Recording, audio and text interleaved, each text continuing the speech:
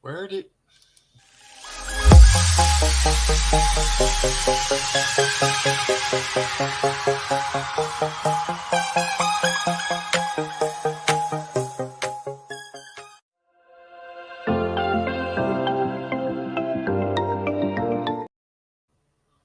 Something happened.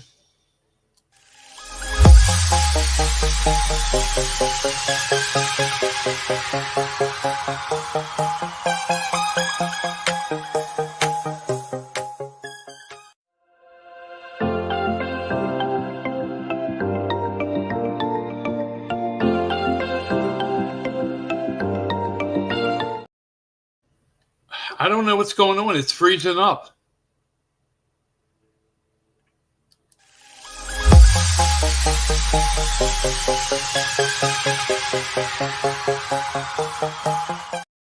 All right, what should I do? Just go with it? Well, you're already on, so put your disclaimer in there and let's go on with the show.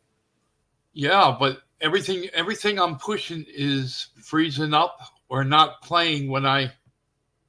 Let's try that. The opinions expressed within the content of this podcast solely that of our guests and do not reflect the views and beliefs of the Bigfoot and Paranormal Encounters. All right, for some reason, all videos are freezing up. Let me try it. The opinions expressed within the content of this podcast solely that of our guests and do not reflect the views and beliefs of the Bigfoot and Paranormal Encounters podcast, its hosts or its affiliates.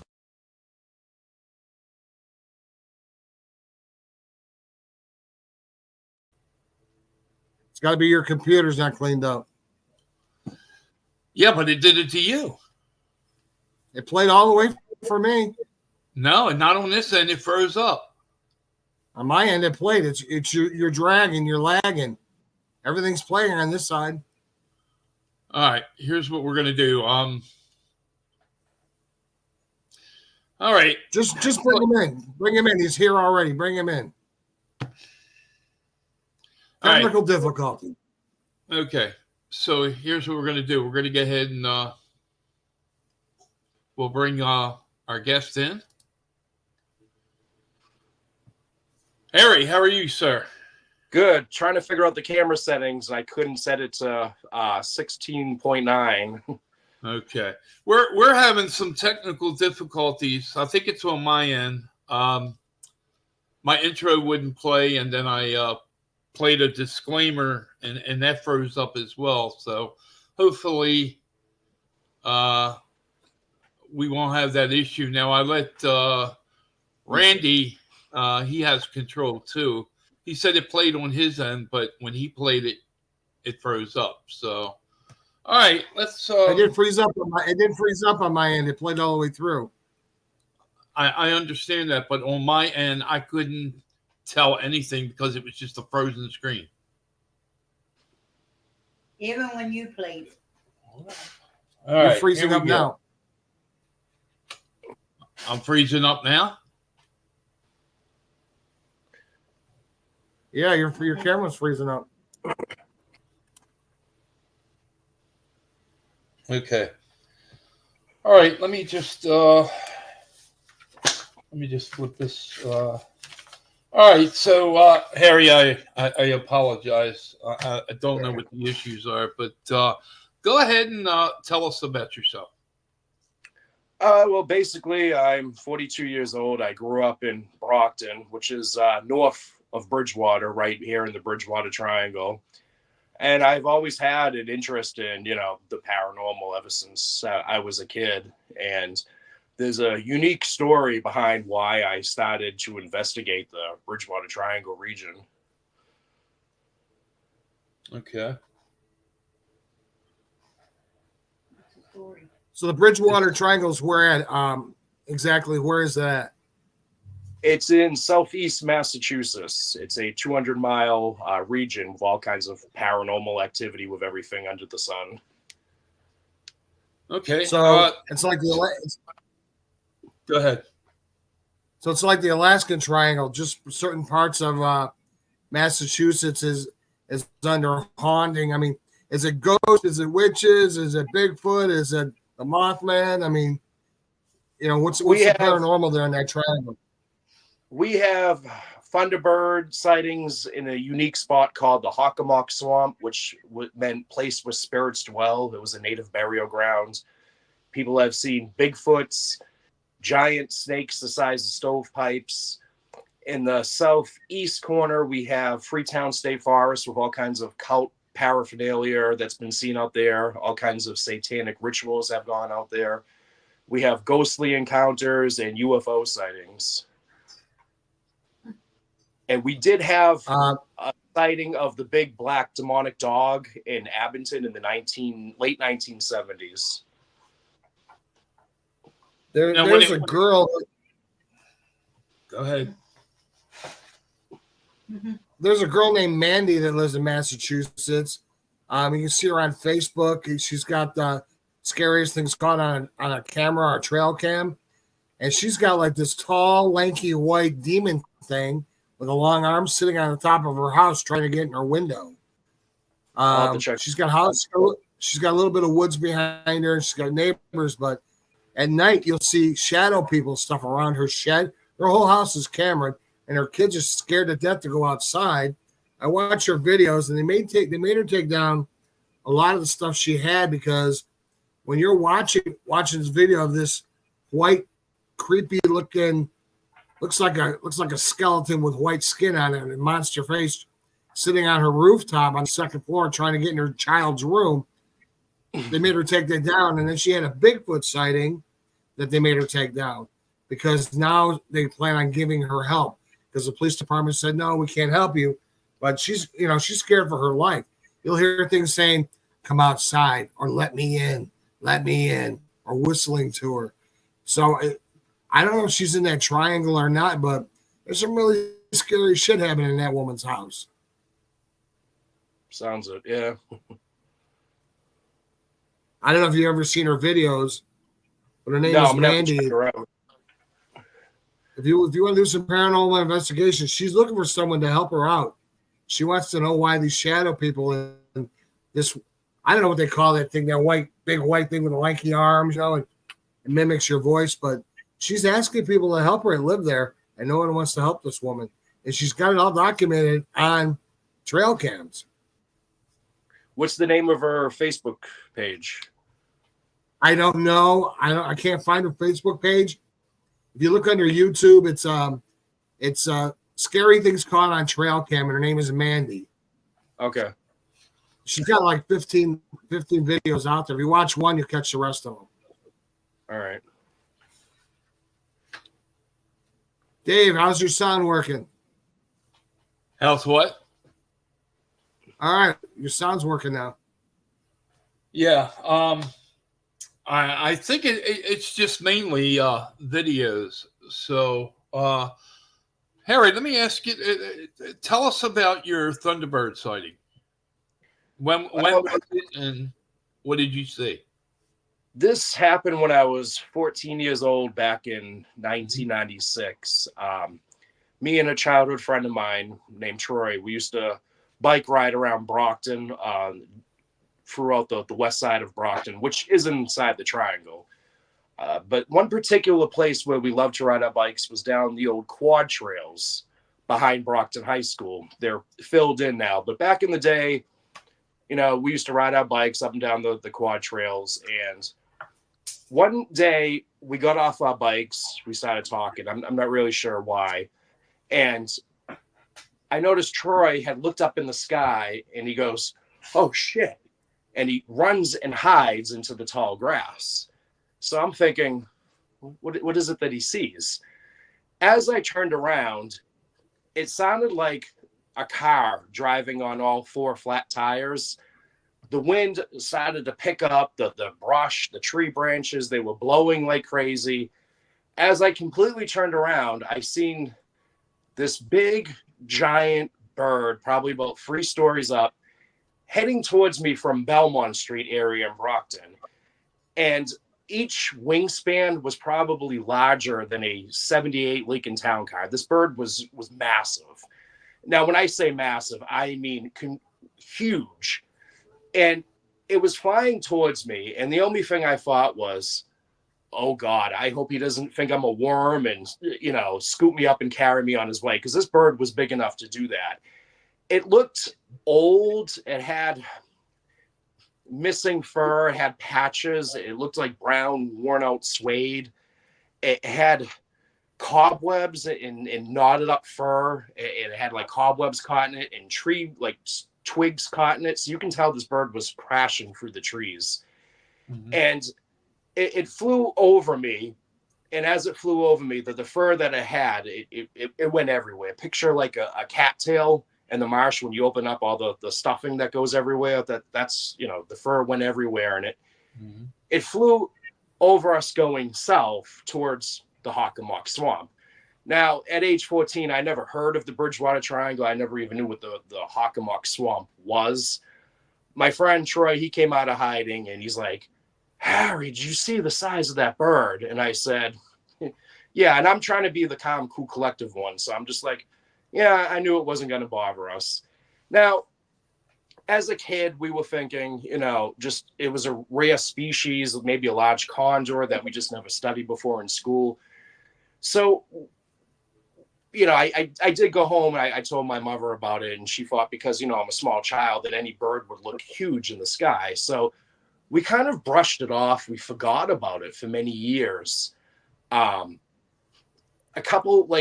years later, probably in 2007, a buddy of mine was telling me about this old tuberculosis hospital in Hanson, how it was haunted. And we took a ride up there, and, we snuck in. There was no trespassing. You weren't supposed to be there. And you could hear what sounded like kids laughing and crying at the same time.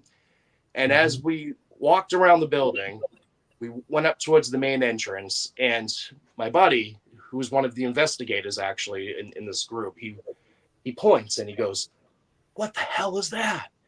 As I turned the corner, I noticed this white silhouette of a figure floating towards the main entrance.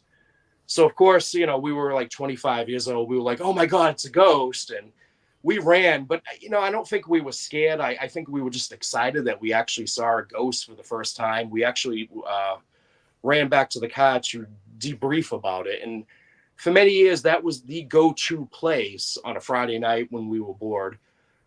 About 2 years later, I was telling my friend Portia about this, ghostly experience. And she was telling me, "Well, Harry, that's because you live in the Bridgewater Triangle." And I said, "Well, what is the Bridgewater Triangle?" And she goes, "Harry, I just moved to the state. You lived here all your life, and I've heard of this triangle. You never heard of it?" And I said, "No, what is it?" And she started telling me, "Oh, it's a region where people have seen UFOs, Bigfoots." At that point, I'm kind of laughing. I'm like, "Oh, okay, sure, whatever, Portia. Really, seriously?" And she's like, "No, Harry, seriously, it's a region where it's said to be cursed by the natives." And I said to her, "Well, a land doesn't have to be cursed to have ghostly sightings." And she goes, "No, Harry, I'm serious. People have seen large birds in the sky. Even in Brockton, people have seen thunderbirds." The second she said that, I said, "Wait a minute, what did you just say?" Now I'm starting to remember about my experience when I was 14. So I said, "Portia, I saw one of these birds when I was 14 years old." And she goes, "See, Harry, I told you this region is real." So she started to research it on her computer. And, I went home. I started to look into it on my laptop. And ever since then, I had an interest now in this region. So it wasn't until about 2020, after COVID, we actually, were boots to the ground. We actually hit these hot spots with all kinds of, paranormal investigation tools, a camera. We started a YouTube channel on it.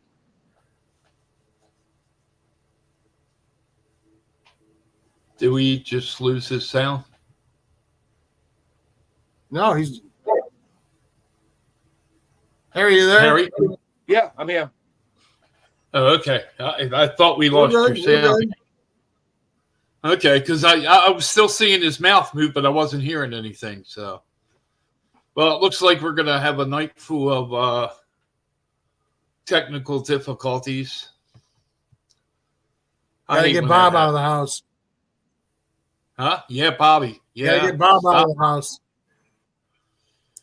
You know, I was sitting here listening to Harry, and I saw something. I'm gonna just take my finger where I saw it. If I can get it. Okay. Well, that side. It went that way. That way. I saw a green mist come up past between my chin and my chest. Harry, just to let you know, what we're discussing here is I brought my cousin's ashes in a few days ago, and I've been having a lot of paranormal issues since then. And I've heard audible voices. I've heard a male, female before that, and cabinet doors shutting, water turning on, and just different things. So let's get back to you. But yeah, I did see some green mist go between my chin and my paranormal word on my shirt. So all right. Tennessee, Kentucky Bigfoot says solar storm coming in. Okay. All right. So let's talk about some more of the sightings that take place in the well, let me ask you this. What is the most bizarre encounter you've ever had at the Bridgewater Triangle? I'm a skeptic person a lot of the times, but probably the most interesting one I had, it wasn't really bizarre, it was more interesting, was at this old mill, which actually was outside the triangle. It was said that a little girl had drowned in the adjacent lake, and we were in the pipe underneath the mill. And I experienced all these emotions, like happy emotions for some reason. And one of the other investigators who was outside the pipe was just, filming the area with his phone. And you could see this white orb launch in the sky. And he goes, "Oh my God, did you see that?" And he, at the same time, when that happened, when I was in the tunnel, the EMF meter was going off. And I came out and I was like, "Paul, I experienced all these happy emotions." To me, we think that because she drowned and this lake is now dried up, maybe she sees that no one else is going to drown. Maybe she realizes she can pass on. Maybe she was happy. And I was getting these emotions. That's probably the most bizarre experience I've ever had. Okay. I'm gonna put up a picture. I want to ask you about this, if this is related to the Bridgewater Triangle. Here we go. Yes. Okay. Tell us a little bit about that. That is the Josiah Keefe house. Now, Reverend James Keefe, he was the very first reverend in the town of Bridgewater in the 1600s. It was said that he actually housed King Philip's son and wife. I don't know if you're familiar with the whole King Philip's War in the Triangle. No. All right. Well, let me go back a little bit. It was said that when the Pilgrims came over here, they were buying lands from Chief Massasoit. Chief Massasoit's son, King Philip, also known as Chief Metacomet, he disagreed with that. Now, after his father passed away, he launched what was called King Philip's War. Him and the Wampanoags went to war with the old English settlers, and it was the brutalest war on U.S. history. Women and children were slaughtered, homes, villages were burnt down. Finally, King Philip was caught, and he was shot through his heart, and his head was hung on a pike in the center of Plymouth for 2 decades. So we won King Philip's War. But it was said while the war was going on that Reverend James Keefe housed King Philip's son and wife, and he actually sent them to Nova Scotia to be free. Some people say that he actually shipped them into slavery. We'll never know. But his son, Josiah Keefe, they were herding cattle back and forth from Bridgewater to Easton, which is, a good couple miles in between. So Josiah Keefe, he decided that he was going to build a corn crib in Easton, and he lived there while he was building this home. And The house was completed in the year 1717, and this was actually before the town of Easton was actually inhabited. His son, Josiah Keefe Jr., had lived in this home. He was the lieutenant in the militia for the Revolutionary War. Him and George Washington actually trained the militia at Wheaton's Farm, right next door from the Josiah Keefe house. There was a lot of the Josiah Keefe houses on Bay Road in Easton. There was a lot of taverns at the time where the militia stayed at. George Washington stayed at a lot of these taverns. He was inside the Josiah Keefe house. So Josiah Keefe, he had to answer the Lexington alarm. Him and the militia marched up Bay Road. They went to answer, like I said, the Lexington alarm. They were late when they came back from the Revolutionary War. Josiah Keefe Jr. had a lot of debt. He had to sell off large chunks of land, a lot of his mills. He actually freed the last slave woman in Massachusetts that was living at the Josiah Keefe house. The town wasn't too happy about that. Eventually, he ended up, he shot himself in the bedroom inside the home. After that, there's been many other family members that lived in the home. The Williams family had lived there. 16-year-old Abigail Williams, she died of tuberculosis in the home. We know of a 2-year-old girl that died in the home, and this was, in the 1800s now. So my buddy Justin from New York, he bought this house. He said he was the first person to look at this house on the market, and he was the last. Nobody really wanted to buy a historical home because there's a lot of things you can't do to the property. Ever since he moved into this home, and this was probably around 2022, he said he's been experiencing disembodied voices, doors opening and closing on their own. He was explaining about the paranormal happenings in the home to a female visitor, and one of the light bulbs in the chandelier burst. He believes that 17-year-old Abigail Williams is present still in this home. She likes to pull a lot of pranks. She actually pulled the hair of the girl that was visiting. So he contacted us to come down, do an investigation in the house. While we were there, I felt something pull on my hoodie. And by the way, it's at the level of a 2-year-old girl's height. We also captured many EVPs during this investigation. A couple of them were more significant in the second time we investigated. However, we also picked up disembodied voices. Unfortunately, we had the camera off. We were trying to, debrief where we were going to go next in the house. And there was a hat on the couch, and something knocked it off. So we looked at each other. I quickly turned on the camera. We tried to investigate. The last homeowner that lived there was the DeWare family. They each, the husband and wife, each died of cancer. Melanie DeWare was a school teacher. She loved history. She was a history teacher. There was a history book that came with the house. It's the history of the town of Easton. Every time I put the EMF meter down on this book, it would go off, indicating that she's attached to this book. Justin had called us again because he was still experiencing paranormal activity inside the house. We went back a second time. We tried to communicate with Josiah Keefe. We picked up an EVP of someone saying chance. We don't really know why. The meter went off as we were trying to communicate with them.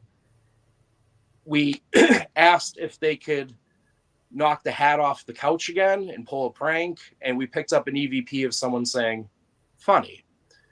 Now, in the living room, Justin said he heard footsteps coming from the den. As I went over into the den to investigate, something knocked the umbrella off the hutch. We got it on camera. We heard many footsteps upstairs. We also have what's called a spirit box, and one of the investigators I was with, his name is Seneca.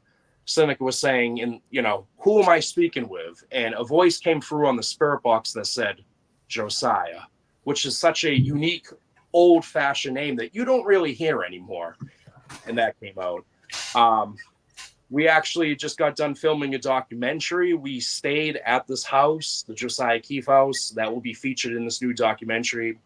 I can't really give away the details, but believe me, a lot of interesting stuff happens. I'm going to give it to Randy in a moment. I just want to put something up real quick. Okay, let me locate this. Now, Tyler did Tyler did text me, and he asked me he was going to send me the teaser, but he didn't get back to me. So I went ahead and did what you told me to do. I put music into the trailer. I hope it works. So I'm gonna play that real quick. Day 3, action. We're here shooting the Bridgewater Triangle segment of our documentary series, which I've enlisted the help of the Bridgewater Triangle Paranormal Investigators. So I am alone in this haunted house. It's much different when you're here by yourself. Okay. All right. I'm creeped out. All right, so we're here again in the Freetown State Forest, and we're gearing up tonight for an investigation into this area. What do you think actually is happening on this ledge? Because there is definitely some phenomena here. We heard it sounded like a group of people walking through the woods, so we went to go investigate, and we came across cult paraphernalia.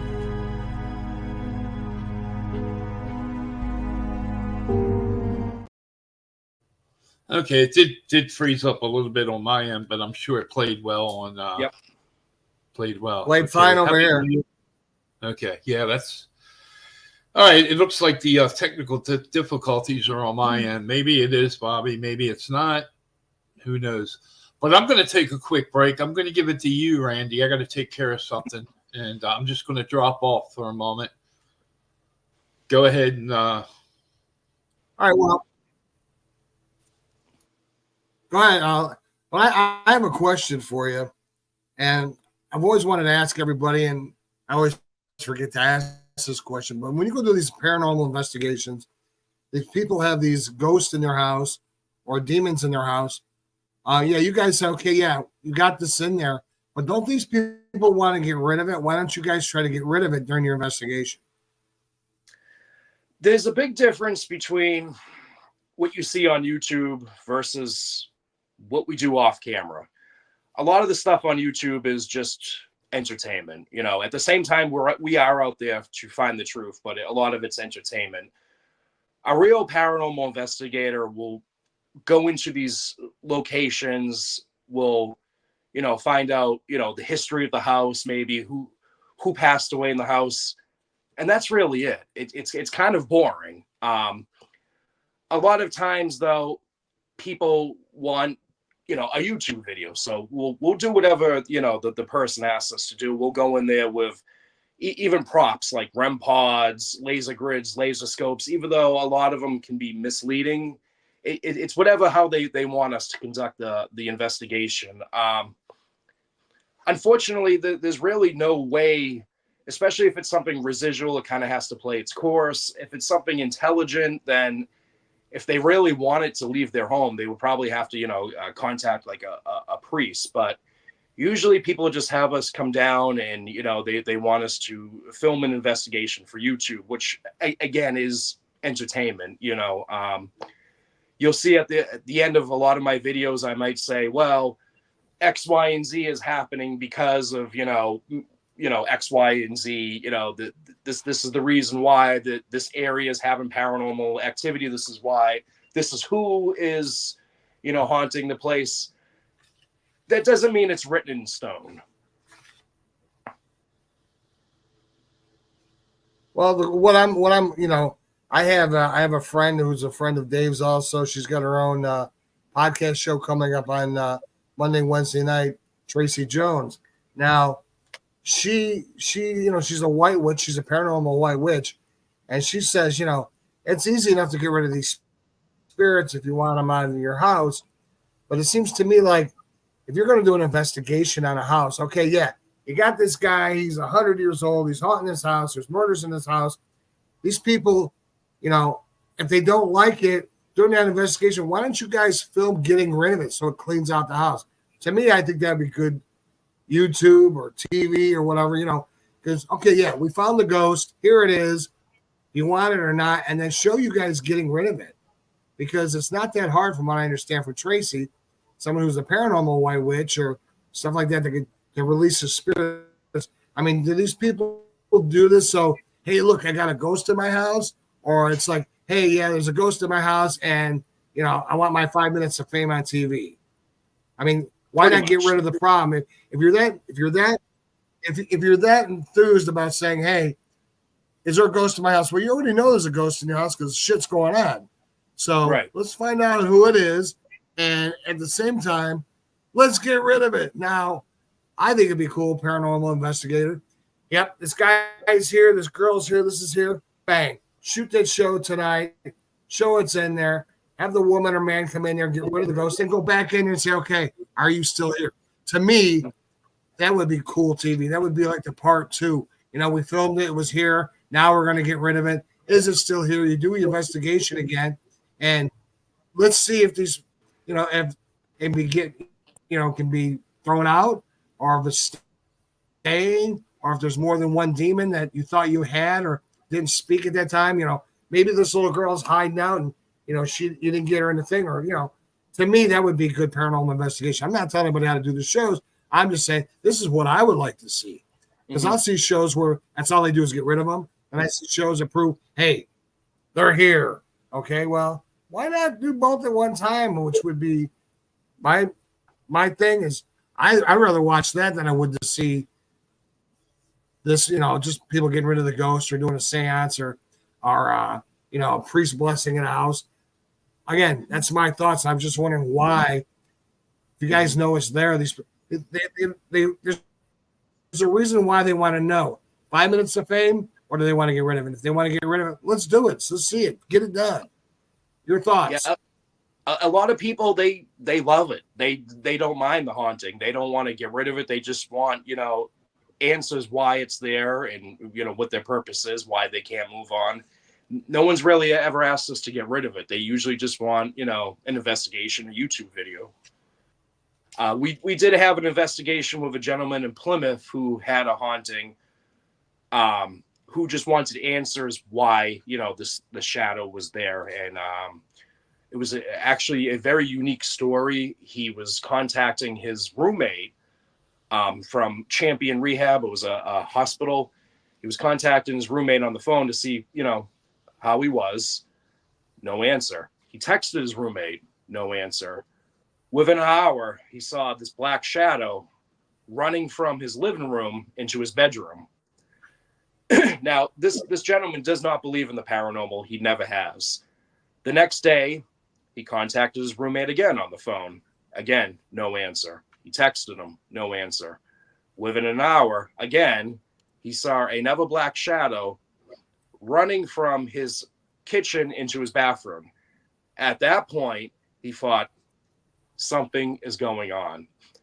He contacted the hospital, was looking for his roommate, found out his roommate had just passed away. So he contacted us to get answers why it was there. We went down, did an investigation. We discovered that his sister had committed suicide a couple years prior, and we kept hearing, we picked up a lot of EVPs of a female saying, Sean, and that was this gentleman's name. And on the spirit box, we were picking up a voice of someone saying, don't walk, and it was cutting out. And he was saying, I'm hearing a female, my sister passed away. And I asked him, what is your sister's name? And he said, Carrie. And I was saying, Carrie, if you're here, can you give us some kind of sign? And the EMF meter kept going off every time we mentioned Carrie. So it turns out we believe that his sister was trying to communicate with him, trying to warn him not to walk to, or be careful walking to Market Basket, which he did every day. It was a routine of his. On the road where he lived at, there was a lot of accidents, a lot of careless drivers. People were flying down this road. We believe that she was trying to warn him, be careful walking. So a lot of times people just want the answers of why there's a haunting. They don't really want to get rid of it. A lot of people, again, are fans of our YouTube channel. They just want an investigation.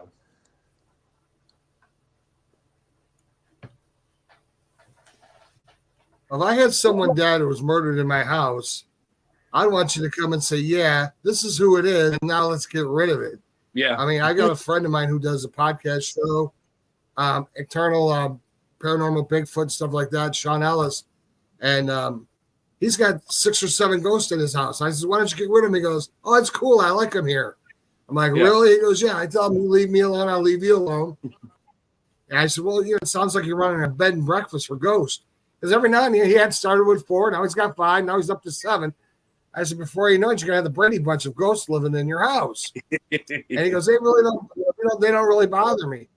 Now, Dave, on the other hand, he's got Spook Bob in his house, which I've seen while I've been on camera with him, standing behind him, seeing him on the wall and this other figure on the wall, and this thing just screws with him constantly. Now, I told Dave he needs to get rid of the spook because, it's just not working out for him. But again, I've always wondered why. Okay, it's like Bigfoot. Everybody goes out for Bigfoot, and they go out there and they try to find it. Bigfoot's going to find them. You ain't going to find him. Yeah, you might get lucky, but if you know he's there. Prove it. Get the hell out of Dodge. So that's where I'm. I like the body slamming conversations. It's what I do on my show. I ask the questions that nobody else wants to answer or say. So again, I'm glad you're the first person that's ever really answered that question. So people like their 5 minutes of fame. Randy, when you get that envelope, be careful opening it up. I'm sorry. Bobby might spell out in your lap, man. Hey, I got some for Bobby if he shows up at my house, pal. Okay. Harry, I'm gonna put his ass in a bottle like I cream a genie. Harry, let's the documentary. When is that scheduled to come out? And do you have any other videos or documentaries before that?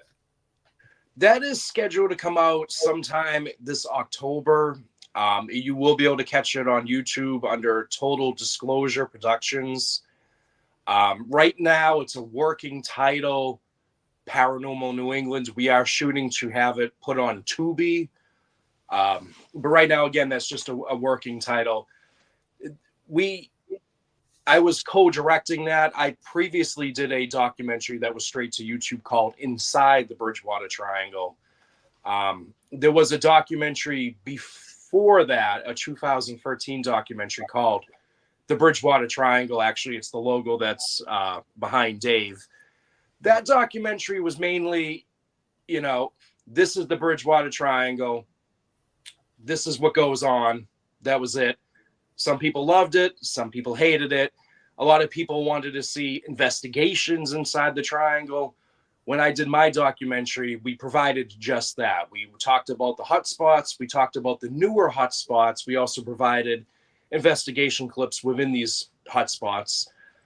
Tyler, who runs Total Disclosure Productions, when he came out here, he's doing a documentary on Salem, Dudley Road, and the third part is on the Bridgewater Triangle. And he wanted to do something a little bit more unique than the old two documentaries. So again, it will be out in October, and I hope everyone catches that. Yeah, please, when it is available, please let me know. I'd like to get a copy of that. Randy, let's go to a commercial real quick. I'll leave the music on your end. All right, ready? All right. This is Give Tracy me Jones, 10. your PWW, your Paranormal White Witch. Please join me every Monday and Wednesday, 8 p.m. Eastern Standard Time for my podcast, Tracy Jones, PWW, Paranormal White Witch, sponsored by WROK in Las Vegas. I'm here to help you with interpretation of dreams, problems in your life, noises that go bump in the night in your house. Feel free to ask me any and all paranormal related questions. See you then, Monday and Wednesday, 8 p.m.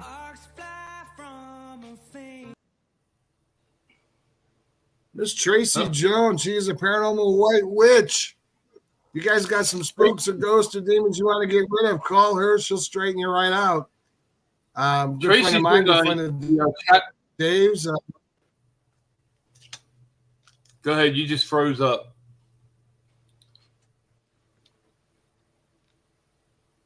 Dave, you're freezing up on us, buddy. So are you. I heard like every other word that you said. I couldn't make out what you were saying. I was just trying to say that Tracy is in the chat room. And Tracy, if you want Bobby, come and get him. All right. So you have a question for Harry? Well, I think I pretty much asked Harry my question that I fulfilled there, about why people just don't get rid of it. They want to know about it being in the house. Harry, is there anything else you do besides paranormal? I mean, are you into Bigfoot? Are you into aliens? Other cryptic stuff? We have tried to look for the Bigfoot before in a unique spot where Joseph DeAndre had his famous sighting out here in the late 70s. We never caught anything. The whole UFO ufology, I mean, I have my own theory on, who these beings are. But mainly it's the paranormal. It's usually we investigate, ghostly situations, never really anything, aliens or, like cryptids or anything like that. Oh, well, they said they have portholes for demons to come in and out of. All right, they have portholes for Bigfoot that come in and out of. There are portholes for UFOs that come in and out.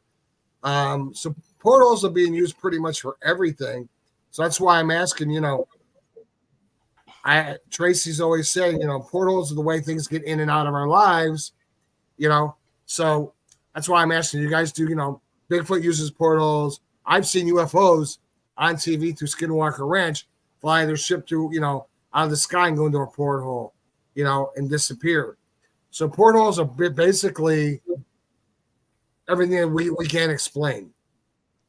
My theory is this. In the late 70s, that's when there was a lot of unique sightings in the Bridgewater Triangle with, cryptids, everything ghostly. Like we were saying, they come out of portals. Also in the 70s, there was a hype of UFO sightings. Now, for a long time, people believed that these UFOs were spaceships with aliens from another planet. The new theory is that they're us from the future. And these spacecrafts might be time machines producing these wormhole pockets for time travel. These same wormhole pockets that might be left lingering behind that are releasing all these anomalies like Bigfoots and other cryptids. interesting. Well, I watched the Skinwalker Ranch. I'm a member there, so I watch their screens at night, the ones they use on the show. And I've seen some really weird shit happen. Flying saucers go. All of a sudden, you'll see a flying saucer come out of nowhere, and this light hole opens up. It flies into it, and the light hole goes away. I've seen the houses on Homestead where the windows are busted out. There's leaves on the floor, and the door opens, closes, and you see the knob turn, and then you go. Everybody says, "Oh, that was the wind." Well, first of all, if it was the wind, the leaves didn't move off the floor, they didn't blow, and I never seen the wind turn a doorknob. And I've seen the shadow go behind the house through the window, come out the other side of the house. It looked like it was a dark figure like Bigfoot, and then as it came out of the house, it was shimmering like you see a predator, and then it just went into like this, disappeared. This light disappeared. So I've seen portholes used. There's no trick cameras at night on the Skinwalker Ranch.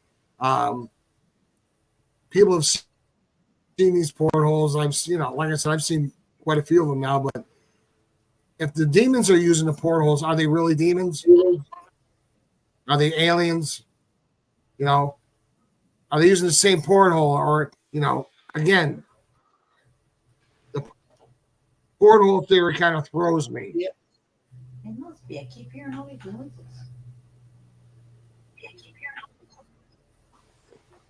Can anybody hear me? I hear can. you now. So what's your theory? Hello. Am I talking in the UN here? Nobody speaks English. Nobody can hear me.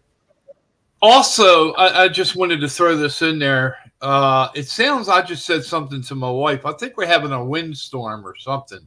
It's very windy out, so my signal may be dropping. That might be the reason why we're freezing and lagging. So what was your question? You broke out when you said it. I just said, are all these portholes related in the same way? So the porthole that the aliens are using, Bigfoot's using, and the demons are using, or ghosts, is it the same porthole, or are they different? I mean, portholes on a porthole, right? They're different doors, different gateways. I believe it's the same portholes. You got to figure within the Bridgewater Triangle, there was a lot of bloodshed, a lot of blood spill from King Philip's War. So I believe that different portals will release different, anomalies based on the negative energy that was imbued into a certain area.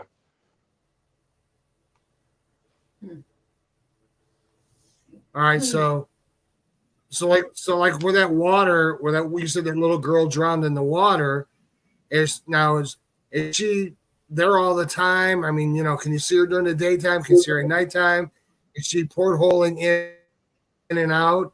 I mean, does she disappear in front of people? I mean, can you explain a little about? I'm kind of interested in that girl drowning and that water being dried up now. When the other investigator caught what he caught on camera of the orb flickering and shooting off into the sky, I don't believe it was due to any kind of vortex or portal. I just think we were in the right time, right place. I think that we were communicating with her. She was understanding that the water was dried up now. No one else was going to drown. There was no more dangers. I feel that maybe we helped her move on. I don't believe it was due to any kind of vortex. So she's not there anymore since the water's dried up? I don't believe that she is, no, because we were doing a spirit box session, and right after the incident, we heard a young girl saying, "Father." It's almost as if she was, seeing her father now on the other side. So I believe, that she moved on. That was one of the rare cases where we actually. Okay, that's cool. That's cool. Well, I feel if a ghost is. Well, again, I got to answer this question.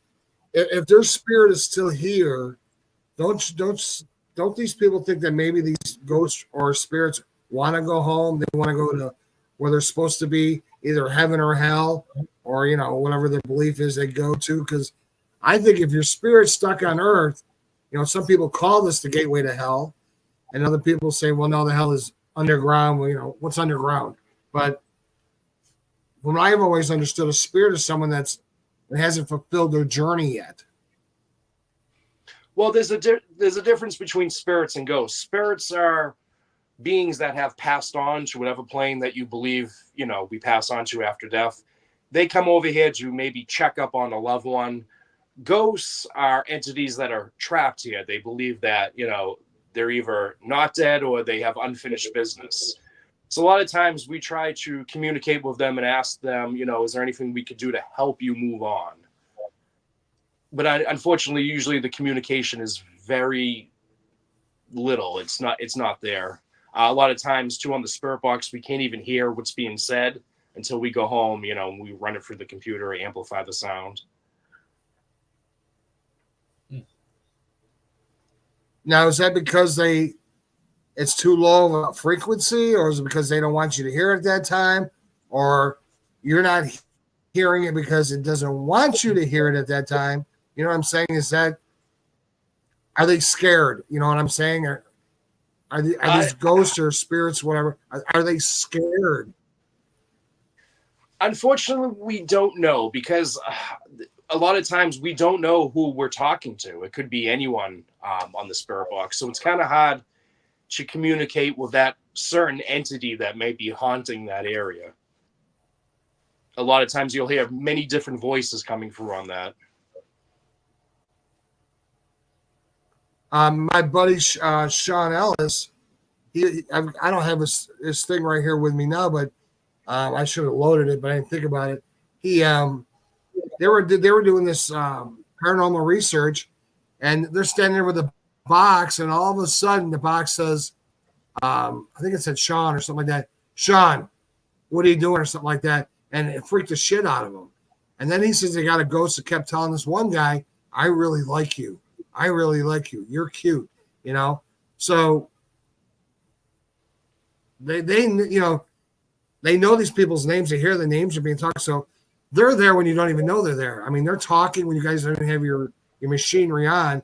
So for her to say somebody's name, then that ghost heard that somewhere, or they know that person that's following them.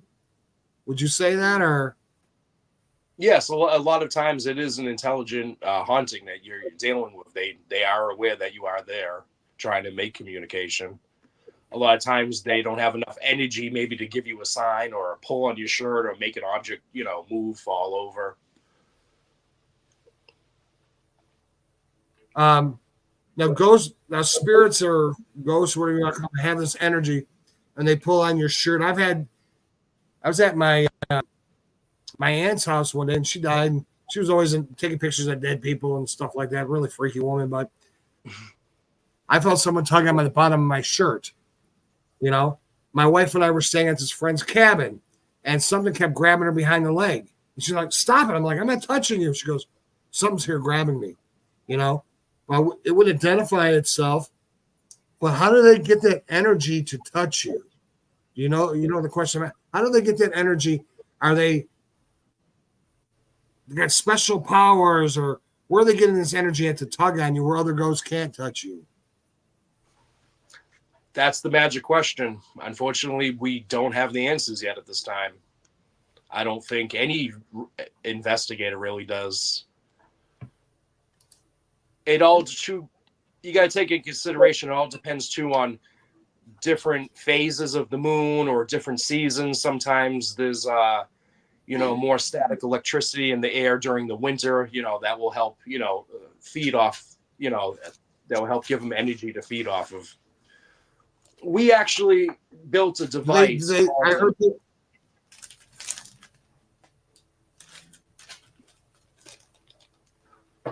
Did it freeze? Go ahead. You built a device to what? All right. We built a device. It's called an EM pump. It pumps out electromagnetic fields. And we believe that because, the theory is that these electrons in your brain are still active even when you're dead. So we built this pump that produces this electromagnetic field. It helps these entities channel off of it. We built it on a smaller scale. Right now that the study is there, maybe in the future, somebody can build it on a much larger scale. But the theory is that we can try to make these entities channel off this energy. All right. So again, they feed off people's energy then. So if, like they say, when you're sick, a ghost or a spirit will really come to you because you're down, your energy level's down. So when they're in a house talking to you, Is that because they're swiping your energy to voice themselves or touch you? I don't really know about that. I just believe that they feed off of like EMFs, electromagnetic, an electric magnetic field. I don't know about your energy. I know that when your energy is down, that's when they try to latch onto you. But I never heard of any entity trying to feed off of, somebody's energy. Well, no, what I'm saying is I've heard paranormal people, say that when you're sick, a ghost will bother you more. It knows you're sick and you're not feeling well, so it haunts you more. It's feeding off that low. You don't have energy to fight it. Your energy's low. That's why I'm asking that question. Are they actually taking your energy to speak and to move things and stuff like that? I mean, I don't believe so, no, but that's my opinion. I know a lot of, alcoholics that will say the exact same thing, that, when they were, going for a lot of hard times, they believe that they were possessed by these demons. And in reality, we don't know if it was the alcohol talking or if that's really the case, if they were using their energy.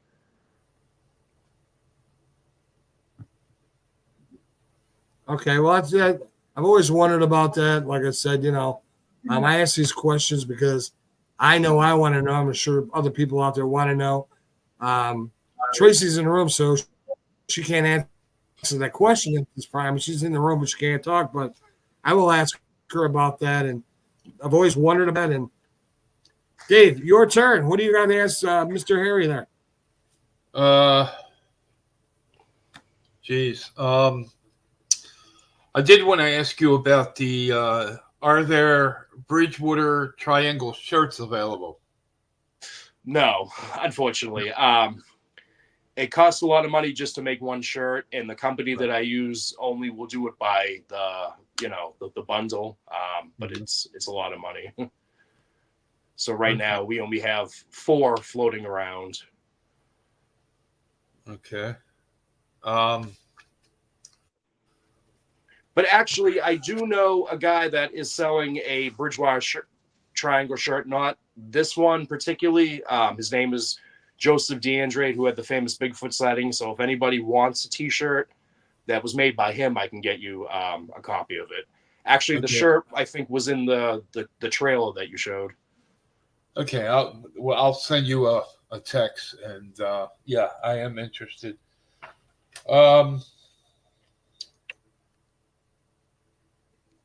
I want to go back to your Thunderbird sighting. You said you were 14 years of age? Yes. How big do you think the Thunderbird was? Because I don't remember you saying how big it was. Are you familiar with like a split to back front style house? I'm sorry, repeat that. You broke up. I can only hear music. Randy, can you hear him? You shouldn't hear any music at all. I can hear him. Okay. I don't hear any music at all. I hear Witchy Woman by the Eagles. Who's playing that? We don't. We're not. That's Dave. No, it's not me. That's Dave's Witchy Woman done by the Eagles. That ain't me. I don't have it by the Eagles. No. My side shows no music playing at all, Dave. Look, let me look at my side here and make sure. If you got that playing, take your background music slider and move it all the way to the left, and that'll shut the music off. It's not playing in my. Hear it up. There we go. I can hear you now. I don't hear it at all. Yep, it just stopped. You stopped it. You took it all the way back. Let me just. You stopped it, Dave. It was on your end. Wow, but the thing, it wasn't engaged. It wasn't playing though. Well, you got Bobby's ghost running around again. I know. I'm looking at it. It's not engaged. Yeah. Hang It's on. weird. Hang on. Let's do this test right here. I took Now the I volume hear it. all the way up. I do not hear no music playing. I hear it now. Now it stops. Who can hear it? I heard it for a split second. All right, Dave, that's I do. on your end. That song is There it is. I hear it. Did you just turn it that back song on? is stuck. It's stuck in you. It's stuck in your loop, But- Dave. Here, I'll get rid of it. Now it stops. I There you go. haven't hit anything in the It's stuck, it background. was stuck in music. your loop. It was stuck in your loop, he said. Okay, but I haven't touched anything in my background music. Harry, do you hear music now? Now I don't know. Remember, I played the video. I mean, I Oh. played the video of Tracy. You played the music. Yeah, But but it's- the music's stuck on your track. He heard the Eagles playing, not my end. Okay. But Everything that you can see on your board is the same thing that's on my board that you're playing on. It was stuck Right. on your end. it's stuck somewhere, but it's not showing that it's playing. And Sean's playing. He says it's not playing no more. Yeah. Okay. I don't know. You got to get rid of Bob in your house, bro. So Here's why.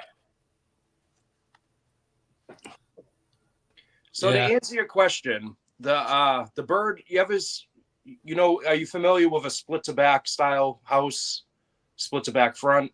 It was probably wider than that. Okay, I had I think I put it up earlier. Let me just throw this up there. No, bigger than that. Oh, wow. Bigger than that. A lot of people in the Bridgewater Triangle claim that they had Thunderbird sightings, but they describe the size of it to be like a turkey vulture. Uh-huh. I know one night we were driving on Bay Road, actually where the Josiah Keefe house is, and we stopped the car because there was this large bird that actually extended its wings and flew up going into Wheaton's farm. And my friend was in the car saying, "Quick, Harry, break out your camera. There's your Thunderbird." And I'm like, "No, that's not it." The one that I saw was it was massive, bigger than that. So from tip to tip, from the left side across to the right side, how wide? Wider than a split to back style front house, wider than a raised ranch, pretty much. So Probably that's like 60 feet. That's 60 feet long. if you took From tip to two tip. raised ranch houses and joined them together, it was probably maybe a little wider than that. Mm. Wow. Godzilla. You ever see the movie Godzilla, the Condor? Right. Yes. It looked just like that. Now, there's a guy, I don't know if you're familiar with him. His name's Lon Strickler. And he has a weekly podcast, and he talks a lot about Thunderbirds and other cryptid bird sightings and stuff like that. He's in the he's in the Pennsylvania area. Yeah, I was going to say Maryland, but he's in the PA area, and he has a good podcast. So if you ever get a chance, check out Lon Strickler. He talks a lot about Thunderbirds and other bird sightings in the areas. So, I'm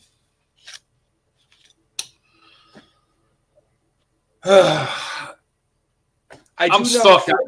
I get that way when I get mad because I'm mad about the way the podcast is acting and working. And I do know through my research that my sighting was one of the last in 1996. No one has ever seen one since in this region. Right. Wow. Wow. That's very interesting. Randy, you have something? I'm good to go. You're the master of disaster here, pal. I got all my questions. Yeah, out. like I just said, when I get ticked off because of the way, this is like the third time this has happened. the podcast, and it's Since he hasn't seen any, does he think any still exist? I do know though of a sighting in the late 80s. There was two boys going through the Hockomock Swamp, and they described what they saw to look like a Mothman. And in the late 80s, there was a couple kids playing wiffle ball on the east side of Brockton, and they described a similar creature. And later on in life, they said it actually resembled the creature from the movie Jeepers Creepers. Two of them actually I know that had this encounter. Well, it's funny that you said that. The truck is right up the street from me that was in that movie. Oh. Yeah, Jeepers Creepers, yeah. Right up the road. And I'm in the Bucks County, PA area.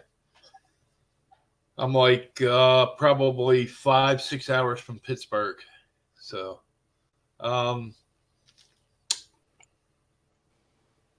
we have done investigations in Pennsylvania. We went to Penhurst. So been there. So we do go outside the Bridgewater Triangle region. We've been all the way to as far as Winchendon, Massachusetts, Toy Town. Like I said, Penhurst. Right. Yeah, Penhurst. I've been there a couple times. Eastern State Penitentiary. I used to do. I'm 60 now. I started back between the age of 18 and 20. And I traveled all up and down the East Coast, and each time I went somewhere, I scratched it off. And there were some places that I still wanted to visit, but just never, got around to it. I hung my boots up in 2016, and I wanted to visit the Queen Mary, Alcatraz. There's a couple others on my list that I wanted to, pay a visit to. But now I'm chasing after Bigfoot, cryptids, and I got plans to shoot a documentary about the Pine Barrens, the New Jersey Devil. 2025, I'm going to be shooting a movie about Bigfoot. So. It's very hard to get into these places that, you want to investigate. Like you said, Alcatraz. A lot of them want a shit ton of money for private investigations. Right. And if you can't afford it, they tell you to join their public tour, which, there's too many people there. You're not going to get anything for evidence. Right. Yeah, you're right. I know when we were at Penhurst, we did a public tour. We got extremely lucky because our tour guide, she worked 2 jobs. She said, I'm tired. I see you guys have all the equipment. You look like professionals. You're free to go off on your own. But, unfortunately, if you were to take the tour now, it's not going to be like that. Now, my son and my daughter-in-law just went there, and she actually texted me from her phone, and she said, "Dad, guess where me and Dave's at?" I said, "Where?" She said, "We're at Penhurst." She said, "If I'd have known what I was just told, I would have never came." I said, "What's that?" She said, "When we get inside, we're not allowed to take photos." Wow. I'm like, what kind of fun you gonna have? What's the purpose of even going in? She said, "Yeah, they just informed us that we can't take no photos." There's a place out here called Lizzie Borden. It's a bed and breakfast. And, I discovered recently it's the same thing. You can't take photos or videos anymore inside. That's sad. It's like I had Eastern State Penitentiary for many years. And when I first started doing overnight investigations, they gave me access to areas that were off limits to, people that the public and other paranormal teams. And in due time, they took it away from me. So I just, I stopped going there because I had the pleasure of sitting in Al Capone's cell. and doing EVP work.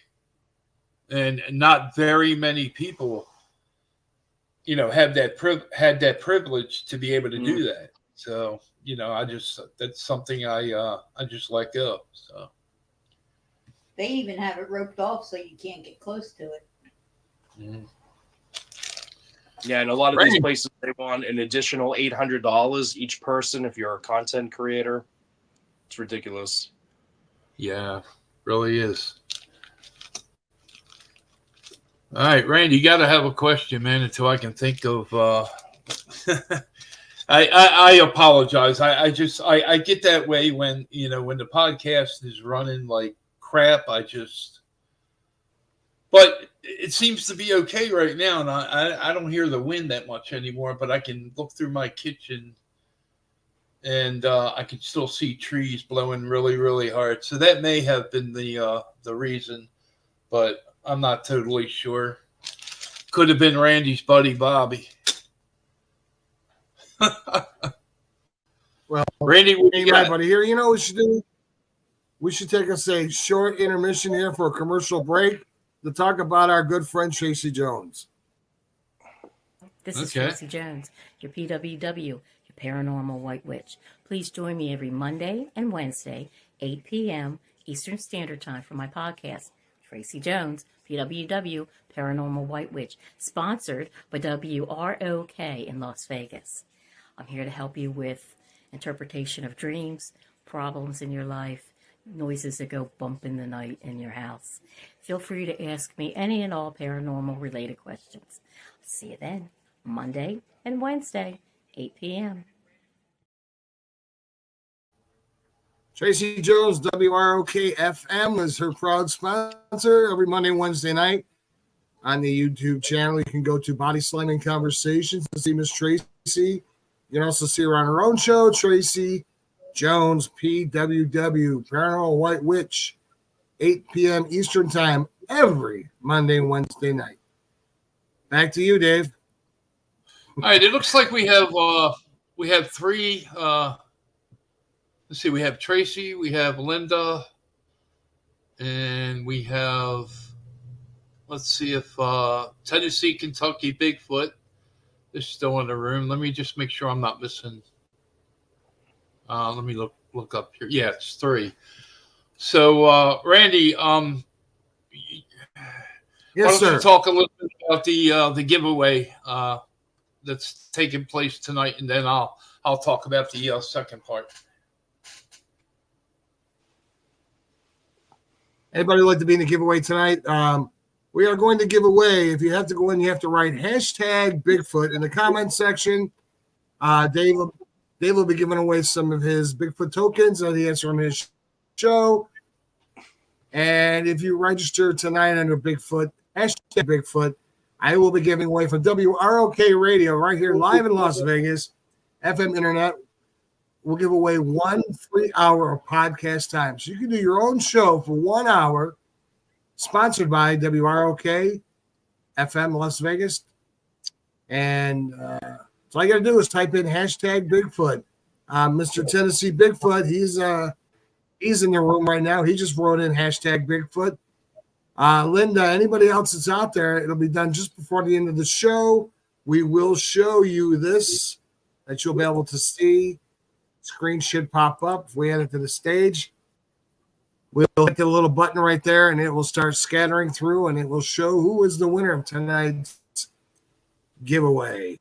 So get your names in before the end of the show, everybody, because the stuff that Dave Bruce is giving away, and I'm giving away from WROK Radio, 1 hour. It means you can do a show for 1 hour as long as it meets suitable seeing and hearing. We don't do drugs. We don't do strip shows. We don't do anything that will hurt kids or profanity, stuff like that. It's what we're doing right here. You can talk about baseball, football, anything you want to. It's your 1 hour show. You contact me at WROK-TV Las Vegas at gmail.com, and I will give you your show times and dates. And you can contact me at WROK-TV Las Vegas at gmail.com. And I will tell you what dates you can have and when you can do your show. It's a 1 hour. That's actually a $200 giveaway for airtime. Let us know. Let me know. Sign up.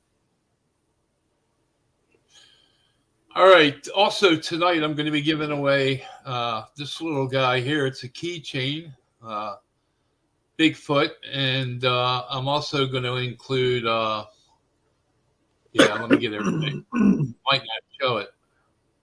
Nope, it's not going to show it. It's a red, white, and blue with a Bigfoot in it. So a little patriotic looking. Yeah. So I already have everybody's name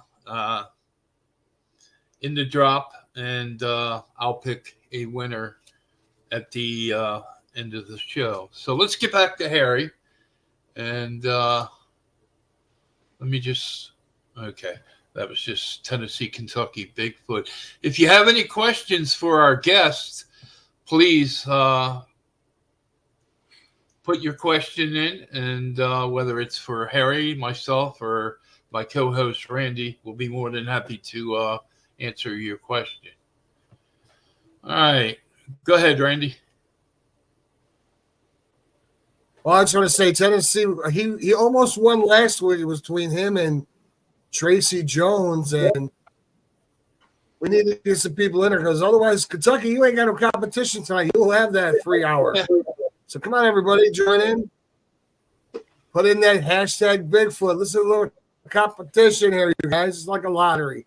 It's kind of cool to watch because the names flip up and down. And Dave's first time using this, and I want to show him how it works. So, Tracy, you can put one up there. Linda, you can put one up there. And oh, by the way, Tennessee, thank you for joining me as a friend on Facebook. I enjoy it, and glad you joined our show tonight. And Linda and Tracy and anybody else I might have missed out there, thank you for joining the Dave show tonight. I am from WROK-FM. I have body slamming conversations 2 or 3 nights a week. I have different guests on there. Dave's been on my show. We do a lot of different things, and hey, where I'm at, Dave's at. Where Dave's at, normally I'm at. And hey, Harry, sometimes if you're not busy, you want to do my show, you're more than welcome to. Let's see how many people we can get into this room. And make sure you guys subscribe to this show. Subscribing is everything. It keeps us on the air. You want to donate for commercials, sponsor, that keeps us on the air. And that's everybody that's on the show. Harry's show that he's doing, money helps him out, helps us out. This is buy camera, better software, better things. It just keeps us going. So with all that, Dave, I'm back to you. Back to me. Man, I tell you, I'm I want to thank my Harry. Commercial spiel. I want to thank Harry for coming in tonight and being a guest, but I apologize for the technical difficulties we've been having, the freezing up, and of course, me stuck. I'll have a question for you. Let's see. I asked you that one. I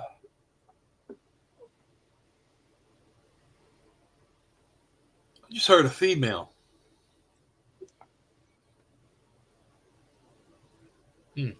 Okay.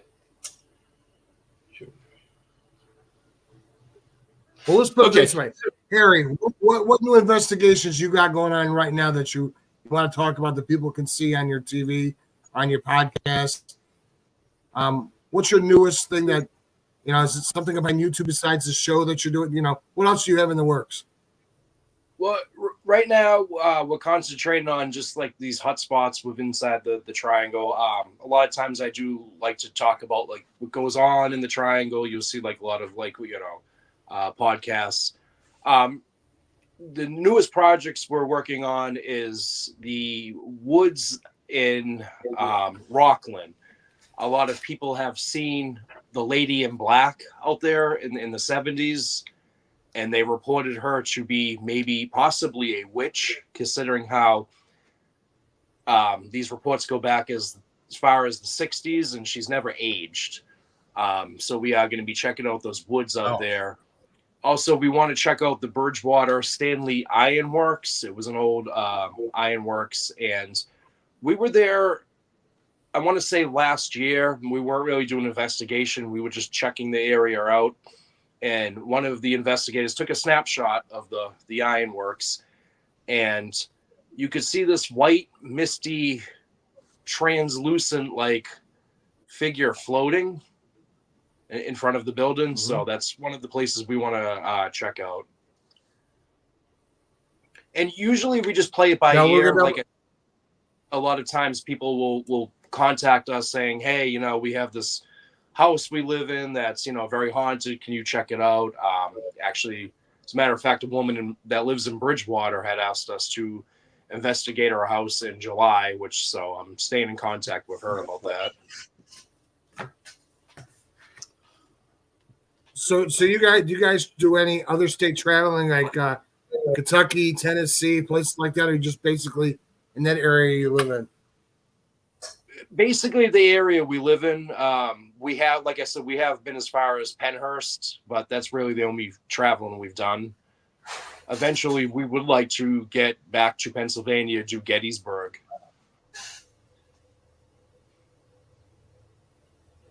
I got a question here. Someone texted me on my phone.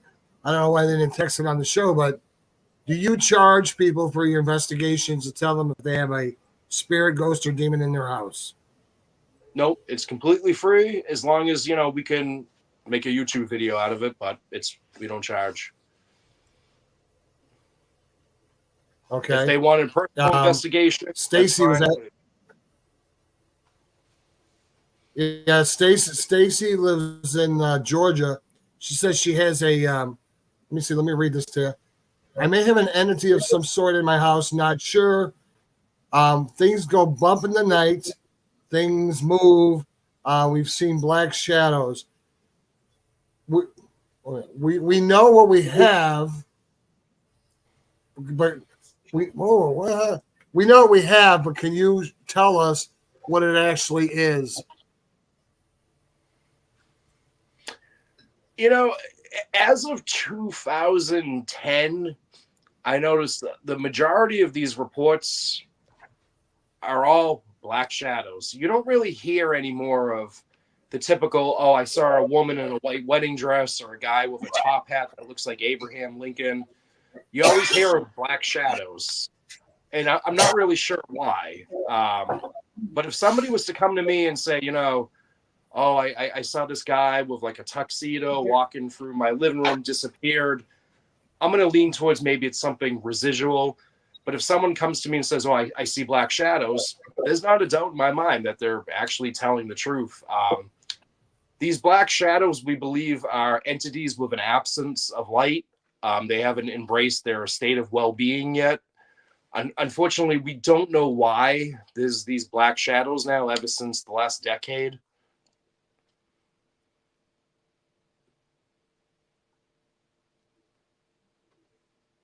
Do we lose his sound? Nope. No, I'm okay. You stopped there. I was like, okay. Oh, all right. No. So what do you say? No, go ahead. So in the past decade, we're getting more and more black shadows. Yes. A lot of these, actually all of these reports that come through are always black shadows.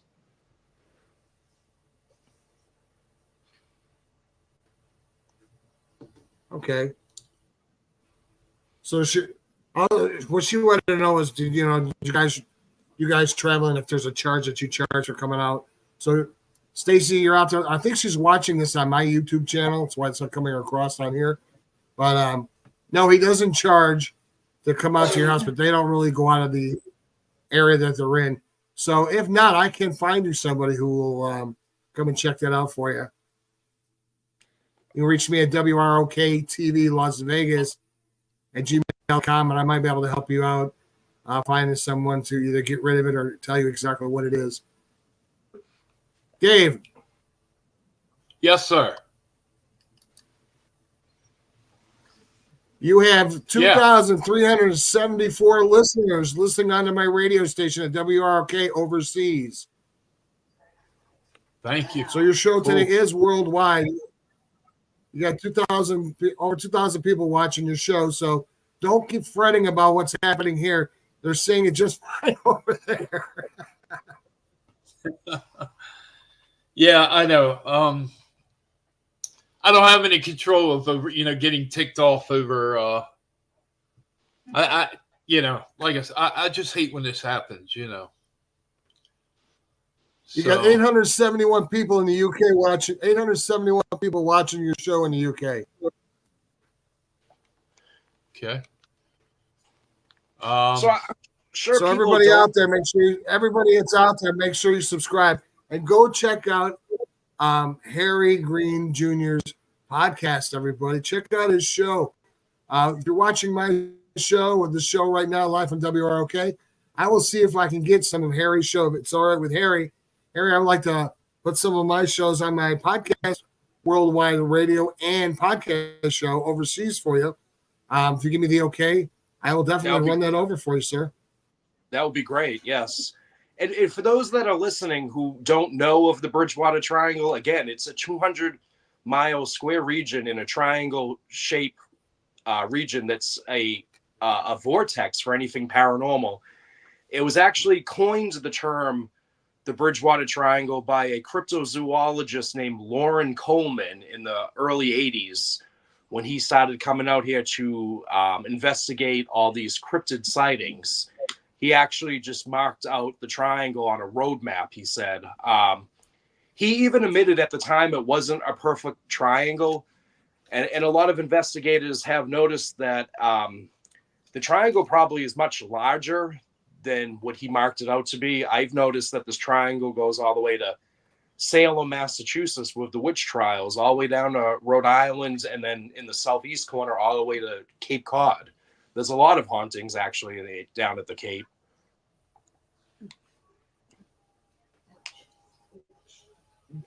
The speaking of triangles, like the Alaskan Triangle, there's a show about the Alaskan Triangle. If I'm not mistaken, I could be wrong. Don't quote me on this number, but it was something like 970 people have disappeared in that triangle in the past 20 years. Are you guys having that kind of thing happen by you? Are people disappearing, or is it just ghostly things that's going on? Yes. In the 70s, people were going into what's called the Hockomock Swamp, which means place where spirits dwell. It's a native burial ground that's, I think, just under 19,000 acres. And people would go in the Hockomock and they would go missing. There's a lot of theories that maybe, there was quicksand, or the fact that there was no GPSs at that time. Actually, a very unique story happened in the year 1916. A woman named Evelyn Packard took her canoe down the town river through the Hockomock Swamp. And they found her canoe bone dry. She was missing. There was no evidence that the canoe tipped over, but they saw her footprints in the muck, and they were wondering why she got out of her canoe. They combed the swamp looking for her. 2 days later, her body was found floating under what's called the Skim Milk Bridge. It's a glacier stone structure bridge that crosses over the river. No one knows how she died. There was no evidence of any kind of, blunt force to the head, nothing. Now, see, I think that would be good TV. You and your crew should get together, take that canoe ride, and see if there's any paranormal, what you guys see. See, I would be out doing that kind of stuff if I was doing the paranormal, because I don't do ghosts. I'm like Ghostbusters. We did I don't want to actually. hear no ghosts. But I think that's a great TV guy. We did take a kayak down the river. The river gets very rough. Unfortunately, there's a lot of spots where it's only like a foot deep. You would have to get out of the kayak. It's very hard to walk through the swamp because there is a lot of places where it's very soft and you do get stuck. But we have done investigations over at the Skim Milk Bridge before in the past. And we actually asked Evelyn Packard on the Spirit Box if she was present, and if so, what actually happened? Because we believe that maybe there was some foul play involved from the residents that lived in the cottages by the river at the time. We asked her on the Spirit Box, Was there any foul play involved? And you can hear a woman over the spirit box saying rape. Then after, you can hear a woman on the spirit box. It sounded like she was in distress, saying, I said, stop it, please stop it, please stop it, please stop it. I said, stop, just like that. So yeah, we do believe that there was some foul play that might have been involved. Now, if you know there's foul play and then you heard this, rape and some play, now do you contact the police departments or do you let that just go? Unfortunately, you got to think of this. We would walk into a police station and say, hey, we have a spirit box. We believe that this missing woman over the past 100 years, there was foul play involved. They would probably laugh at us. Really? Yeah. Well, the police department now, the FBI, CIA, military, they're using, paranormals and people, stuff like that, who are solving crimes that they don't know what happened. And sometimes they get a good lead. They might say, hey, maybe the neighbor's mother's brother's sister killed him, or, they'll go investigate the body. I've heard of them digging up bodies to see if there was lacerations to the head, or, of course the bodies are, decayed and stuff, but they can do tests on them. I was just wondering, are you, do you guys ever turn stuff in like that when you find out someone was murdered or stuff like that? Well, mainly our investigations consist of 100-year-old murders where they've already solved the case. I don't believe that the Evelyn Packard case is still opened. There wasn't much. You got to assume there probably wasn't much done in 1916. Obviously, they couldn't test for like DNA or to see if she was raped or anything like that. So I don't believe that it's a cold case. Yeah, that's my next question. Has anybody ever asked you to do a cold case?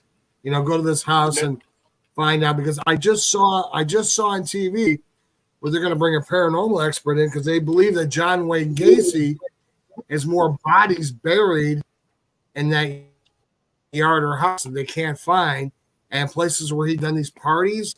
He did these birthday parties that men have disappeared, and so now they're doing paranormal places to. People were missing at the time he was there, so now they're bringing paranormal investigators into, hey, maybe the ghost is at that party, or maybe they were buried here. So that's why I'm asking you these questions. Have you ever had to report something that was or done a cold case that the authorities were looking for? No, we've never done anything like that. I know when a little bit off topic, when I used to patrol with the Alliance of the Guardian Angels that started in 1979 in New York, we were told by private investigators not to get involved. They didn't want you, accidentally tampering with evidence or having, misleading information that would, mess with like witnesses' statements. So we were always told not to get involved, which would be the reason I assume that nobody's ever asked us to do any cold cases. Okay. That's cool. Dave, back to you.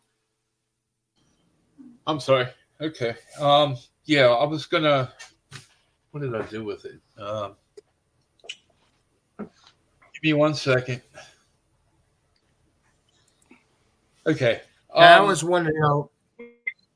Go ahead, Dave. No, I was just filling in time. No, I just I made a note, something to ask him, and now I don't know which paper I wrote it on, but let me ask you this one. This one's about orbs.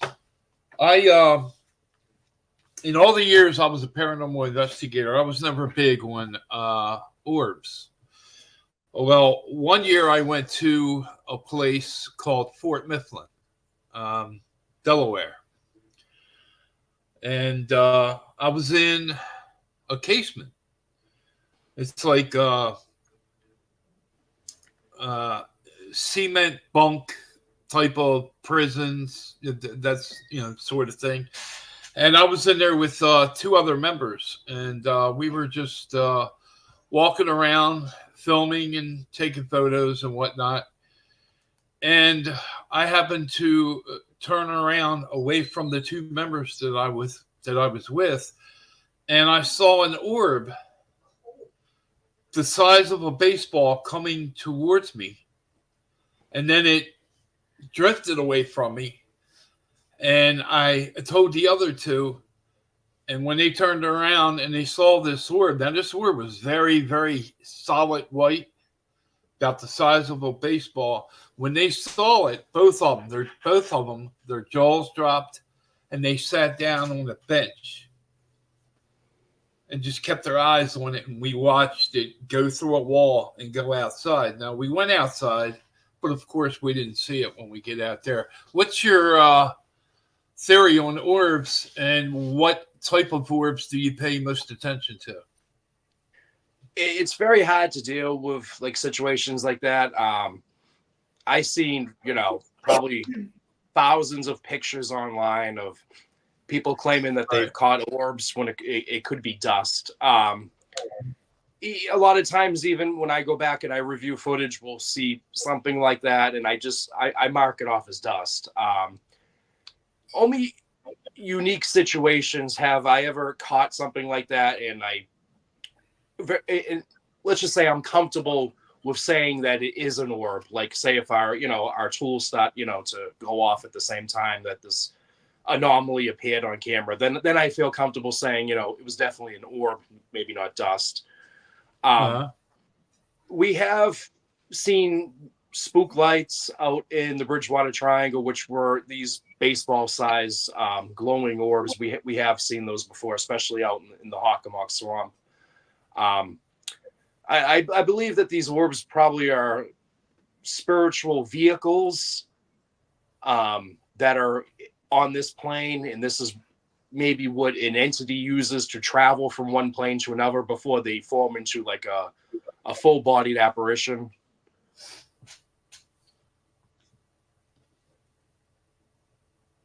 Still there? Yep. Oh, okay.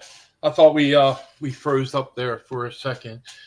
All right, Randy, I'm going to take care of something here. In the chat room, I need to take care of something. So can you go ahead and take it for me? Sure. Everybody, I just put up on there, Dave's giving away some giveaways tonight. You have to enter hashtag Bigfoot. Come on, let's get some people in the room to make this a contest tonight. Hashtag Bigfoot. Dave's got some Bigfoot keychains, some Bigfoot stuff that he wants to give away. I'm giving away 1 hour free from WROK podcast show. You can do your own podcast for 1 hour free and have some great guests of your own on there. Ask some crazy questions like we do. And it's WROK FM radio. Join us. But come on, everybody, write in hashtag Bigfoot. You got to put hashtag Bigfoot in to win. Okay, I'm going to give away 2 keychains with a sticker tonight. George Lunsford. All right. He just came in. Go ahead. George, you got to put hashtag Bigfoot in there.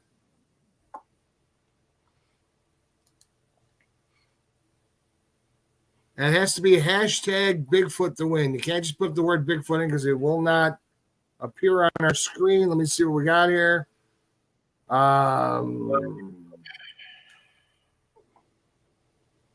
There we go. We got 1 entry as of right now. So come on, everybody. Enter up in here. Win some free stuff. We're trying to give some stuff away tonight.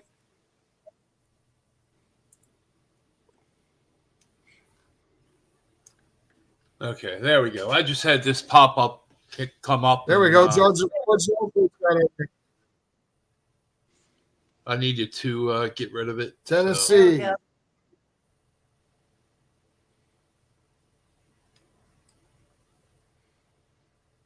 Got all the names. All right. So, Harry, how long have you been doing this investigation? Since 2020, right during the middle of COVID. I wrote this note down. So, I got to ask you this question. Were you bored because of COVID and said, I want to do this, or was it an idea you had way beforehand? Bored. Yeah, we all Actually, get bored, you know. I was sitting at a buddy's house, and we were talking about, ghosts, and I was telling him about the Bridgewater Triangle. He was familiar with it, and I said, why don't I order some equipment and we'll just go out there and start investigating, start a YouTube channel. There you go. And actually, at the time, the YouTube channel, we got a lot of viewers because you got to figure everyone was at home because of COVID. They were laid off. They were bored. They were watching YouTube. So the channel actually skyrocketed at the time during COVID. Well, since COVID hit, people, there's nothing else on TV to watch. They're all reruns. Like I said, my show tells me where people are watching on their laptops, on their on their iPhones or Android phones and stuff like that. So I see people are not watching TV anymore because it's the same old stuff. You're not getting anything new, so podcasting is the way to go. And that's why I'm giving away the 1 hour free podcast, get more people interested in doing podcast shows. And, I want to thank you tonight for doing the job that you do with the paranormal stuff and bringing stuff to people to watch besides, My Sheldon and Big Bang Theory and, 3 Men on TV. At least people can go. I watch YouTube all the time. I rarely watch regular TV. And I want to thank you and Dave and George Lunsford and other people out there doing podcast shows. It's a blessing that people take their time, put their time and effort into showing people things that the government doesn't want us to know. And that's definitely paranormal, Bigfoot, witches, cryptics, ghosts, spirits. These are things they try to hide from us. And again, I want to thank you for doing the job that you do and, educating people. Yeah, and we have a lot of videos on the YouTube page. Unfortunately, we were going through some issues, so we had to set a lot of them to private. But I will be making them public once again very shortly. So if anyone wants to subscribe, the Bridgewater Triangle Paranormal Investigators, make sure to subscribe, hit the like button. We have produced a lot of interesting content. All right, Tennessee, Kentucky. Tennessee Bigfoot. wants to know. Do you, No, he said, I think it's subscribe. He did. Okay. Thank you. Hey, Tennessee Bigfoot, do you do investigations? If you do get a hold of me, I'd like to have you on my show and we'll talk about it. Dave, I'm sure would like you on the show. Tennessee, Kentucky Bigfoot, 2 of my best states. Mm-hmm. Back to you, Dave. Oh, back to me. Okay. no Here in offense, Las Vegas, it's or Harry, but here in Las Vegas, it's only 5:43. I know it's good. I know I'm having a bad night because of once something gets locked in my head and ticks me off, that's it. I'm ticked off. There's Tracy, get rid of it for me. I'm brain Come on, you farting can get rid of here. that spook for yourself. I wanted to ask Carrie, but I can't find it. So now I'm losing stuff. Maybe Well, anybody else? We're gonna get ready. We're gonna get ready to do this giveaway. So, everybody that's out here, hashtag Bigfoot, get your entry. We're gonna show you the entry, show you exactly how we win this. We're not picking this. The computer actually picks this. Hashtag Bigfoot. Oh, and I forgot to mention too, to answer your questions, we don't just deal with most of the time we deal with just, ghostly encounters. We have ventured out to Freetown State Forest, where there's been a lot of satanic rituals that have gone on out there in the past. We did do an investigation out there. It as strange as it sounds that we were walking through the forest and we saw this Wiccan star in the shape of, it was made out of twigs and they were tied together and it was hanging from one of the trees. And we were under the impression, it was just a bunch of kids playing a prank, whatever. We didn't think anything of it. So we continued walking through the forest. Need I remind you, it was a full moon that night. Again, we didn't think anything of it. We heard what sounded like a lot of walking through the woods. So when we went to go check it out, we found candles that were burnt out in the shape of a Wiccan star, and small drops of blood. So we think that they were using maybe some kind of small animal, maybe a bird or a mouse, as a sacrifice. I'm 6'1". I'm 250 pounds. The other investigator, he's good size. We were scared shitless. We didn't know how many of them out there, if they were kids, if they had knives, weapons. So I put 911 on speed dial. I shut off the photography light, and we just booked it out of the swamp. We had to follow the moonlight back to the car.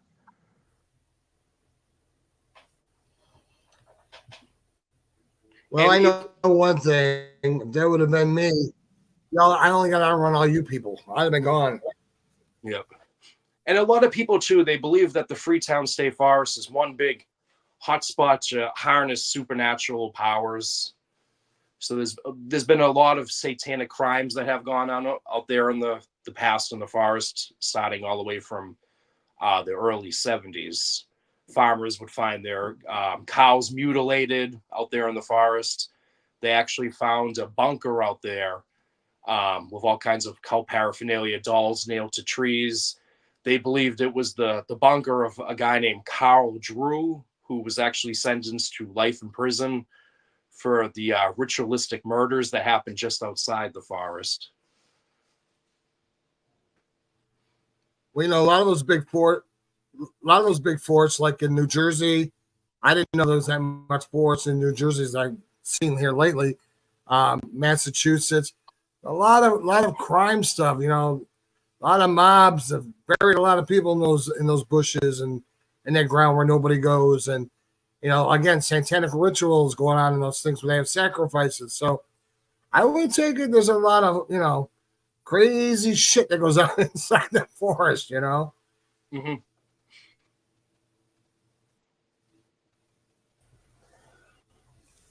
There's the man of the hour. Taking the main stage for the 51st time tonight, Mr. Dave Bruce. I'm sorry, I had to step out and pay the water bill. So, all right. Did I miss anything? No. We were just talking about Freetown State Forest. And actually, talking about murders and how the mafia is burying people in these forests. Yeah, Freetown is known as the scariest forest in Massachusetts. And actually, if you go over to my channel, you'll actually find that video, Freetown State Forest. Let me as soon as I'm done with the show, I'm going to check out your YouTubes.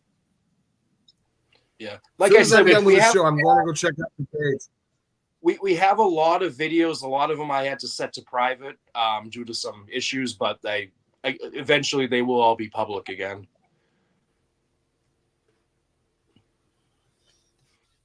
Cool. Like I said, I'm gonna go check out which ones I can see. And one last run. Hashtag Bigfoot. Hashtag Bigfoot. I'll repeat it again. If you want to win, you can't win unless you play. And even if you own a podcast show, hey, you may not want the podcast show, but look at all the goodies Dave's giving away. Matter of fact, he might even give you his buddy Bob. It comes in a little urn. Nah, he can't do Bob, that. Bob is on the giveaway. Bob is on the giveaway. Bob is on the put away. Yeah. We might put him back in the box, but he's giving him away. I'll tell you, he's really been. If you'd have known, look, Randy, if you'd have known Bobby, you'd understand the whole situation that I'm going through, and why he's behaving the way he's behaving. Because man, I tell you, he was rotten to the core, man. Well, if he's rotten to the core as a person, as ghost or spirit, as Harry will tell you, he's gonna be the same way in the ghostly spirit, pal. So And Tennessee's laughing his ass off over here. So's George Lunsford. You know, They're both laughing out loud. Here's a good one for you to laugh about. When him and I used to watch football, Super Bowls, whatever. Well, mostly, the regular games during the season. He actually went to a sex store, bought a rubber dildo, brought it back to his house, hid it, and waited for me to come over for a football game. And when I started getting on him about things, he was beating me in the head with it. So, Okay, you left this. You left. Okay, I know this is not a family show no more. You were completely a dickhead. What did George Lunsford say, Dave? Just think about women and it'll make your day. Yeah. All right, let's get into that witching hour over here. We're at 150. You want to do this giveaway? Well, let's let Harry give his information, his email, how he can be contacted. Harry, go ahead and do a plug. My email is the Bridgewater Triangle 2020 at gmail.com, or if they want to reach out to me on YouTube, we have a big YouTube channel, the Bridgewater Triangle Paranormal Investigators. Also, you can find us on Facebook. We have a huge group page called the Bridgewater Triangle. You'll actually see this logo as the cover photo. But that's how you can reach out to me. And like I said, we do a lot of free investigations. We don't charge anyone. So especially if you live right here in Massachusetts, make sure to hit me up. All right, let me just... Well, I know I will, because I'm going to check out some of your videos on your YouTube channel. Let's see. Mr. Dave. I'm just taking care of something real quick. He said, hey, Dave. Yes. Back to you, buddy. Oh, you were sitting there looking. I thought you were froze, man.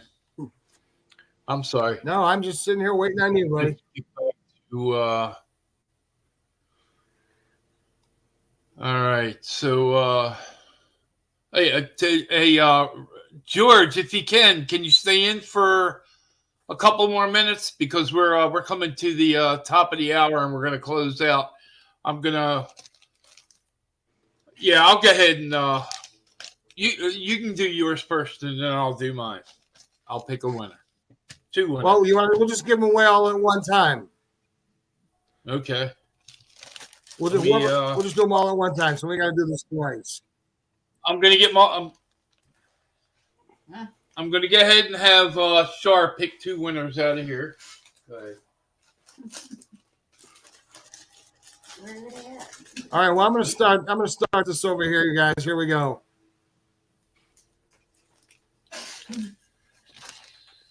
All right, go ahead. Do we need a drum roll? Wait a minute, Dave. You threw it out. No. Dave, you threw my giveaway button out. I didn't throw it out. All I'm doing is scrolling. Well, you scrolled it out of the picture. I don't know how. The giveaway button. I didn't hit it. All I did was scroll. I put it up on the screen and it disappeared. Okay, go ahead. Well, I can't. They're gonna have to re-enter it because I can't put it up there. Okay. We lost the site. So because I clicked over to brand, it threw it out. I guess so. Let me go back to comment. Yep. No. When I went into. Why would it do that? Who knows? You're the one that's got the controls, pal. Yes, I understand that, but all I did was hit brand. It shouldn't I have don't know, changed Dave. I anything. can't answer the question. I don't know. So what do you want to do? All right. Tennessee put hashtag Bigfoot in. George Lunsford put hashtag Bigfoot back in, and we'll do the drawing right now. Okay.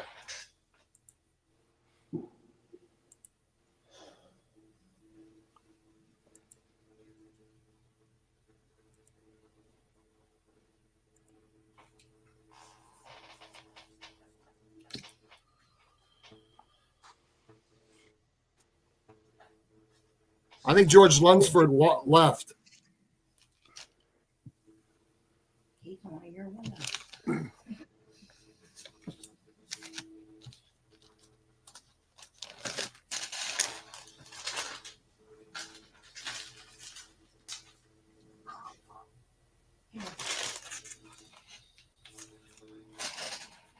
Not working well.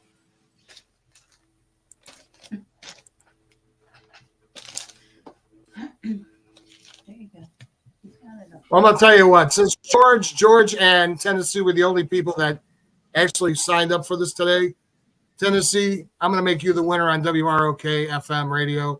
Tennessee, Kentucky Bigfoot won a free hour because it was only him and George Lunsford. And Tennessee's been on the show all afternoon with us. So, Tennessee, congratulations. You are the winner from WROK. You won yourself a 1 hour live broadcast on WROK. So, you got a free podcast show. All right. Can I Back go to you, ahead Dave. now? Okay. All right. Our first winner for the Yeah, that's your turn. let me just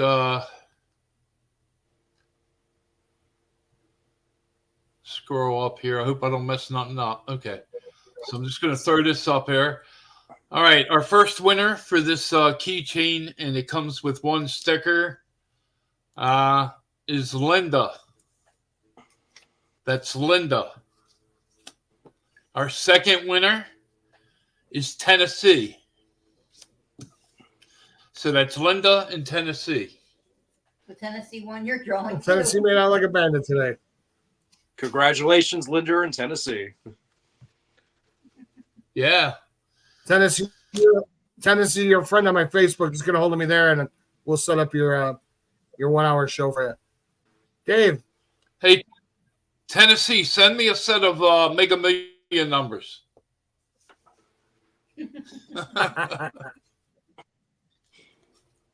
All right, so we're coming to the top of the hour. Harry, go ahead. Once more, give out your information, please. The Bridgewater Triangle 2020 at gmail.com. Also, reach out to us on YouTube, the Bridgewater Triangle Paranormal Investigators. We also have a huge Facebook group page called the Bridgewater Triangle. You'll be able to see the cover photo. It will be this logo right here. That's how you can get a hold of me. And if you live right here in Massachusetts, we do offer free investigations. Great. All right. Give me 1 second here. I'm just trying to, let's see. Linda, you're welcome. And Tennessee, you're welcome. You're welcome too. Let me just go back to here real quick and find something here. And okay, let's see. All right. Don't know how well this is going to work, but Harry, I want to thank you for being our guest tonight, and I'd like to have you come back, and next time, I'm sure it'll be a lot better, and we won't have all those technical difficulties. So, Randy, Definitely, yeah. I'd like to thank everybody for being out here tonight. WROK FM, Las Vegas Radio. Check out my podcast at Body Slamming Conversations. Don't forget that our good friend Tracy Jones will be on there. Can I run Tracy's commercial real quick? Yeah, go ahead. This Okay, is I Tracy will. Jones, your PWW, your Paranormal White Witch. Please join me every Monday and Wednesday, 8 p.m. Eastern Standard Time for my podcast, Tracy Jones, PWW, Paranormal White Witch, sponsored by WROK in Las Vegas. I'm here to help you with interpretation of dreams, problems in your life, noises that go bump in the night in your house. Feel free to ask me any and all paranormal related questions. See you then, Monday and Wednesday, 8 p.m. And from WROK to me, thank you everybody for having me on the show. Love co-hosting with you, Dave. Aaron, it's been a pleasure. Well, I'll stay in contact with you, and if you get something good coming up, let me know. I'd be very interested in airing it or, putting it on my show, advertising whatever you're doing on my show. Thank you so much for joining us today. All right. All right. Thank you, everyone. And we'll be back again next Saturday and for another episode. And good night, everyone.